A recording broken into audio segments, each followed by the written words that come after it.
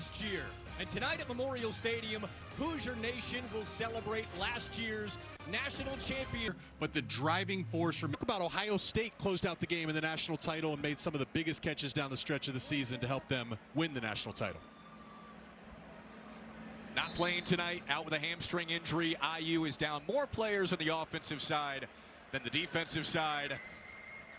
We're trying to get things started here. Curt Cignetti trying to get us all organized. We will start in a moment with the cream and the crimson. We're only playing 2 quarters tonight. It's a quick one. Spring ball, though. Yeah. Spring ball. Yeah. It's been an odd spring for Indiana. With the long season from last year and some of the injuries they've suffered along the way, there have been more guys out than usual. Yeah, that's the challenge. I mean, look, you'll never trade anything for an undefeated national championship season, but 16 games playing into late January. Cignetti said, yeah, spring ball sneaks up on you. They're a little beat up right now. Cignetti told us this team's going to look completely different come fall camp. The first pass from Josh Hoover goes to Nick Marsh. It could be a dynamic combination this year on the national landscape. Dynamic's the perfect word. You see it right there, and that's the element he's going to add to this offense. A guy that Josh Hoover can get easy completions to that turn into explosive, like you saw right there. The yak ability, the playmaking ability. I know they're losing 2 great receivers to the NFL, but I think this wide receiver duo with Nick Marsh and Charlie Becker should be one of the best in all of college football. Absolutely. The numbers for Josh Hoover from TCU. Curt Cignetti loves to talk about production. He's got it. Double clutch and Hoover with the overthrow. There was some pressure in his face. Again, IU has quite a few injuries on the offensive line this spring. Only playing 2 quarters, 15 minutes each. We are live tackling outside of the quarterbacks. That's the good news, and this is how the defense can score points. My only gripe with this, I think a safety should be worth more than 2 points if you happen to get one in a spring game. I agree with you. What are we talking here, 4 or 5? Something like that, at least. 2nd and 10 now. And Hoover the pass once again. Looking over the middle, a tight window, the intended target, Andrew Barker, the redshirt freshman, part of an incredibly young tight end group. It's a position to watch. We mentioned the O-line is beat up. Tight end group also beat up, also really young. And you know, Riley Nowakowski was one of those unsung heroes of that national title team last year, and they're looking to replace what he did in the receiving game, but he was a great blocker. A lot of unproven names in that room. Every single tight end on the roster is a freshman by eligibility. And the Hoosiers expected to be led by Brock Schott, the Miami transfer, coming back to his home state, but out injured tonight. Hoover with a little bit of space and whistled down. Again, no live tackling on the quarterbacks.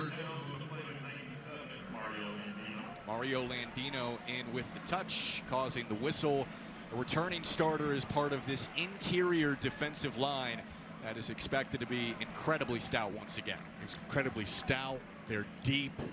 Landino led the Big Ten in pressures along with his teammate Tyreek Tucker by interior defensive linemen in the Big Ten. Landino just fits perfectly in this Bryant Haynes system. A guy that's a little bit lighter, listed at 288 pounds, but extremely quick, disruptive, gets upfield as you saw there for a sack on 3rd down. Again, there will be a lot of pressure, we presume, on Josh Hoover today because of the injuries to the offensive line, but also because of how good this IU defense is. So the fans starting to make some noise. You can hear it. Roger Goodell is at the podium right now, and Fernando Mendoza officially announced as the #1 overall pick. No suspense there. Crowd loves it. He's hugging his family right now, again back home in Miami. And Mendoza, what he did last year, he is now just the 2nd #1 overall pick in IU history. It will have ramifications for years on this program. Yeah, and look, I think he's going to be a phenomenal NFL quarterback. I played for the Raiders' new coach, Clint Kubiak, back when I was in Denver. He's a great offensive mind. All he needs is a quarterback that's going to read defenses and make the right decision. That's exactly who Mendoza is. Oh, Grant Wilson into the game. He pulls it and finds Tyler Morris. Touchdown. First play for the backup QB is a 70-yard score to Morris.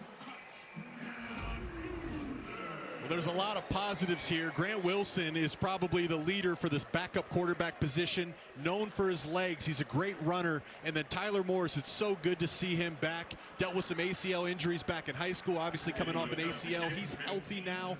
The coach has said he's a trustworthy, reliable threat, and starting off this spring game with a big-time touchdown.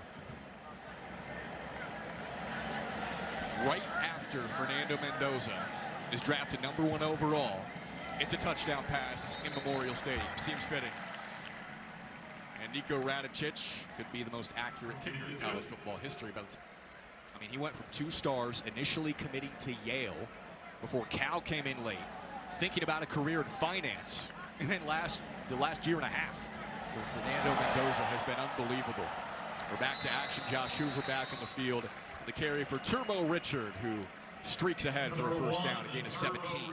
So we're seeing some of these new names start to show up. Obviously, Tyler Morris back from injury, looking good with the touchdown. And then Turbo Richard wearing that #1 that Roman Hemby wore last year. The Turbo name is very fitting.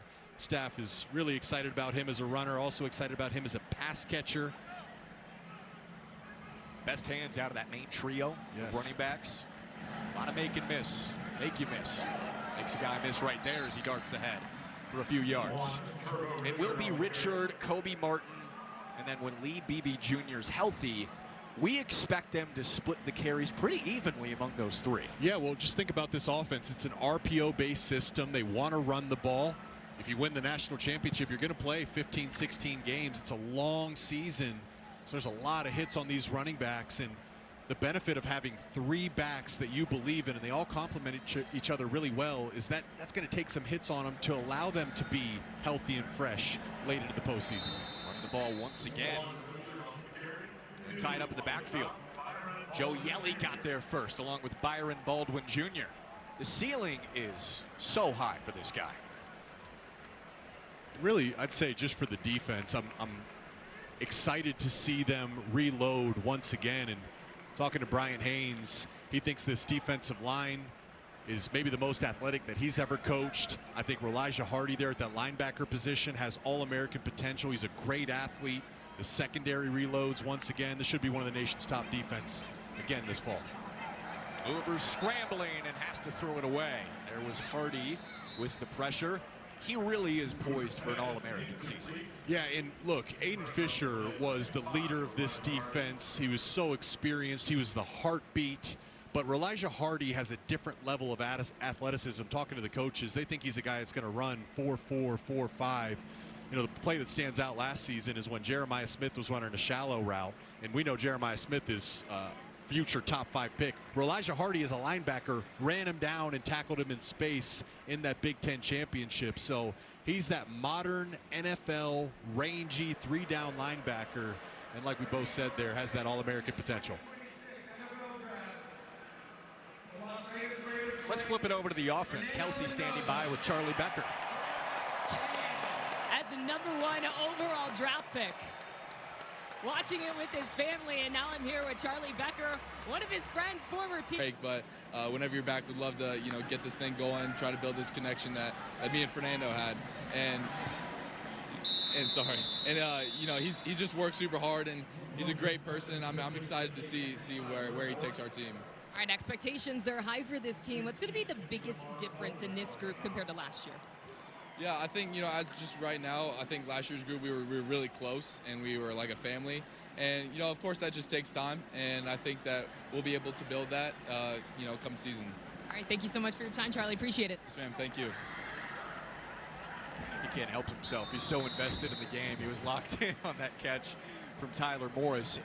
You said it. Between Becker and Marsh, you're going to be hard-pressed to find a better combo in the Big Ten, maybe outside of Ohio State. Yeah, they complement each other so well. Charlie Becker was a great track athlete. We saw what he can do catching the ball down the field. Nick Marsh is a guy that can win at all 3 levels. We're now seeing Tyler Morris heavily targeted early in this game, probably slotted as that wide receiver 3 for this offense. So that's always the challenge after you have such a successful season like Indiana did last year, is you now have to reload, because in order to have a great season, you have NFL players that go on to the next level. Most staffs lose their coordinators to become head coaches. But the good thing for Indiana is this staff is back. Some of their key players are back, like Becker, and they've reloaded at key positions at quarterback and like Nick Marsh. Top 10 transfer portal class. The high school recruiting continues to excel as Grant Wilson is tapped down in the backfield. Defensive line continues to penetrate. I'd add another thing too is, Fernando Mendoza is a great example of this. You listen to Charlie Becker talking right there. You listen to all these players. They're not just great football players, they're great people. And I think that's a key factor here of Indiana's success is Cignetti's not just looking for talent and potential, he's looking for the right fit in this team. When I look at Indiana's success last year, it was the sum was greater than the parts. They played selfless team football, and that's what you see on this roster. And that's a sack as Wilson is whistled down. Tyrone Burris Jr. got there, the redshirt freshman out of Indianapolis. You talk about being a good person, and that fits perfectly with Josh Hoover and everything that Mendoza did. Of course, everyone recognized that character, but a great story about Hoover and how conscientious he was. Josh Hoover met a TCU fan in his late 70s at a restaurant when he was at TCU. They became friends, and Josh had lunch with him every Friday for 2 years with this fan. He had just met at a restaurant until he passed away after a couple of years. He was a pallbearer at the funeral. Who does that as a college kid, right? And it's just that character that Curt Cignetti seems to always find with his quarterback. Yeah, that's a guy. It's a great story there, Jack. That's a guy that just gets it. That's a leader. That's a guy that you can put as the face of your team and to lead your locker room. And that'll be the expectations here for Josh Hoover going into this season. Hoover's been out there for a couple of drives so far. The only touchdown for the offense off the arm of Grant Wilson to Tyler Morris for 70 yards. Again, we're playing 2 full 15-minute quarters tonight and live tackling outside of the quarterbacks. Here's another thing about Josh Hoover is, these are big shoes to fill. You're talking about filling the shoes of a Heisman winner, a guy that led an undefeated season, now the #1 overall pick in Fernando Mendoza to the Raiders. And there's some areas in Hoover's game that he has to improve upon. Number one is cutting down on those turnovers.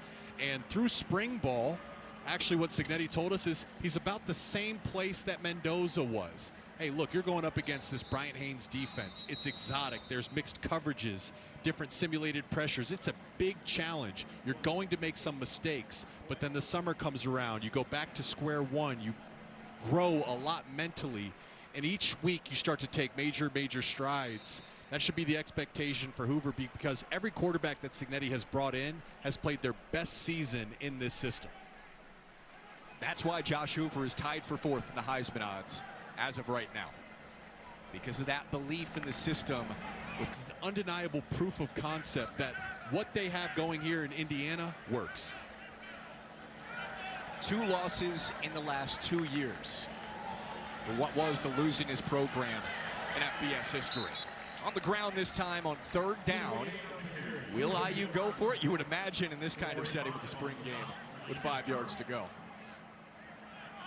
Josh Hoover still looking for some rhythm and tempo on the offensive side of the ball. We've mentioned the injuries to Carter Smith, Brady Lynch in the offensive line, Baylor Wilkin, making things even tougher for him against this defense. And this down and distance is, and actually they're in an empty set. In an empty set last year with Mendoza, quarterback draw was a viable play call. Josh Hoover, not as good of a runner, so we may not see quarterback draw as often. But he's on target there to Tyler Morris, who's been the best offensive weapon for IU so far tonight. Yeah, I'm just really excited for Tyler Morris. He's a guy that was highly recruited. Actually, he was the teammate of J.J. McCarthy coming out of high school. This is a nice job just settling in that zone on the same page as his quarterback, Josh Hoover. But he's battled through injuries, an ACL in high school, an ACL last year. He is more than capable of being a high-level wide receiver. We saw that in the Rose Bowl back when he was at Michigan. Took a shallow cross for a touchdown. The only issue for him is staying healthy, and it's good to see him healthy out here performing tonight. Hand off to Richard, looking to get outside, and full speed ahead, plows for 4. And Kelsey standing by with Carter Smith now. Yeah, guys, Carter Smith on the sidelines with me, offensive lineman. Obviously not having the opportunity to play today, out for this spring. What has this offseason been like for you and this team coming off a national championship? For me, it's just been about getting back to healthy, getting back to 100%. You know, I wanted to be able to do it my way. not to just get back to functional, but back to, you know, as healthy of an offensive lineman that I can be. And in terms of my role for the spring, you know, just trying to coach up the young guys wherever I can. Being able to take a wider perspective of the offense and seeing it all from a distance, I think it really helps expand my knowledge for the game a little bit too. 100%. And right now, we know the offensive line, it's a little thin right now with injuries, but this is a group that's returning a lot of experience and also adding it. So how do you evaluate what this team and what this unit's going to look like come fall? Yeah, I mean, we have great returning core. You got myself, you got Bray Lynch, who's been a great right guard for us the past 2 years. Drew Evans, who's already come back from an injury, and you know he's one of the strongest guards, one of the best guards in all of college football, in my opinion. Joe Brunner, who's a Wisconsin transfer, a really solid dude, a really solid senior, really great for the core of the culture of the offensive line, and he's really heavy set, so he's good at the line of scrimmage. And then obviously, and he praises God with everything that he does, and it's just so inspiring to all the boys here, and I couldn't be prouder. It's so incredible for him. Thank you so much for your time, Carter. Best of luck to you. Thank you. Carter Smith leading the Hoggies from last year that Fernando loved so much. And how about Carter Smith? I mean, he committed to Indiana before Cignetti got here, so he's seen the lows. Now he's been a part of the highs and had an awesome season last year, earning the Big Ten Offensive Lineman of the Year. Obviously, a key piece of what was a Joe Moore Award finalist offensive line. And you mentioned Joe Brunner. That's a key addition as this offensive line hopes to win the Joe Moore Award this year. Nice bounce from Kobe Martin to pick up the first down. You'd think they'd be near the top of that list. The big question of the offensive line is replacing Pat Coogan at center.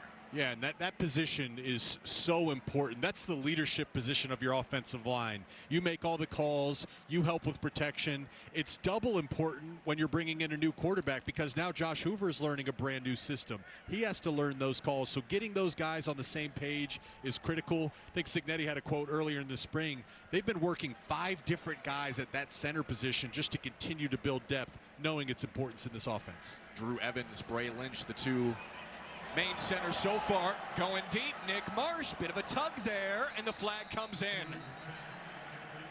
Jalen Bell with the coverage, and you can see that shoulder being tugged the whole way down the sideline. Pass interference, defense, number 3, 15-yard penalty, automatic first down. If there's the jersey tug, a good catch there by the official. But get used to seeing this. Josh Hoover, when he sees one-on-one with Nick Marsh, he's going to give his guy a chance. And this is something that Josh Hoover has done really well throughout his career. He throws a real pretty deep ball, very catchable deep ball. Had nice tempo, pacing, arc on that throw. Would have given his guy a chance, of course. Defensive pass interference negates that. Josh Hoover just has a ton of reps over his career as he hands this to Richard. Nice spin move, still going inside the 10. And helmet dislodged from Preston Zachman on defense. And we've been hearing all spring, especially with the offensive line injuries, that the defense has been ahead of them. I think some of that's expected considering how much newness there is at quarterback, wide receiver, running back, and tight end. But I've been impressed with the way this offensive line has been working. They've been able to open up some holes here in the run game. Let's see if they can pay it off. This is going to be the 12th play of the drive, now inside of the 10, and certainly the best drive for Josh Hoover's unit. Richard up the gut, inside of the 5, and all the way down to the 4. And this red zone is like a game in and of itself, and Indiana was so good in situational football, especially in the red zone last year. Very important that they continue to strive for touchdowns. Staying on the ground. This time Richards wrapped up in the backfield. Again, it's going to look different. I mean, one of their best plays down in the red zone was that back shoulder fade. Mendoza and Surratt were just consistently on the same page. Charlie Becker making contested catches. So now it's Josh Hoover throwing to Nick Marsh and Charlie Becker with new faces in the running back room, in the tight end room. So how they get there to the touchdown may look different. IU lost its top 2 players at every skill position.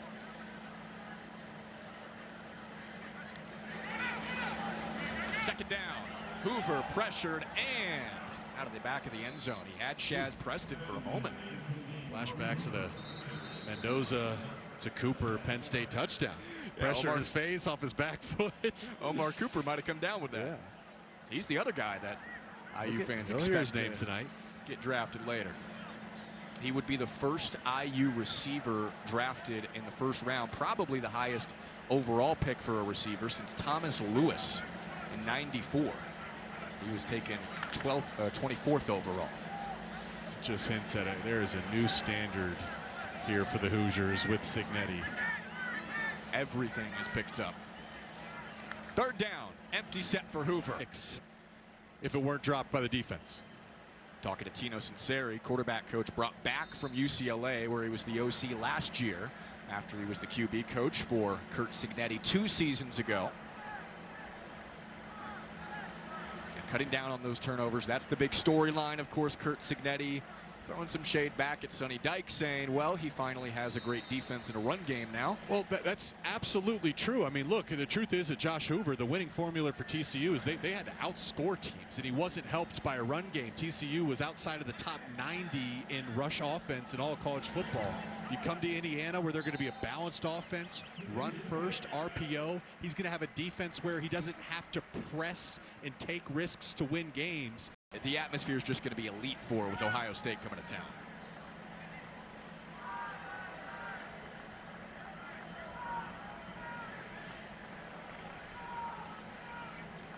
Just about to end the first of 2 quarters in our game tonight. Tyler Cherry out for the first time at quarterback. Former top 25 quarterback in his class a couple of years ago at a Center Grove High School about 40 minutes north of here. High hopes for Tyler Cherry. He'll hand it off on his first play.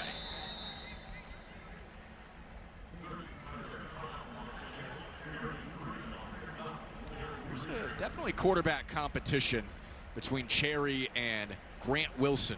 See who's going to be QB2. Cherry with a lot of talent. He's improved his arm strength. That's the end of the first quarter. And his offense will be back to work after the short.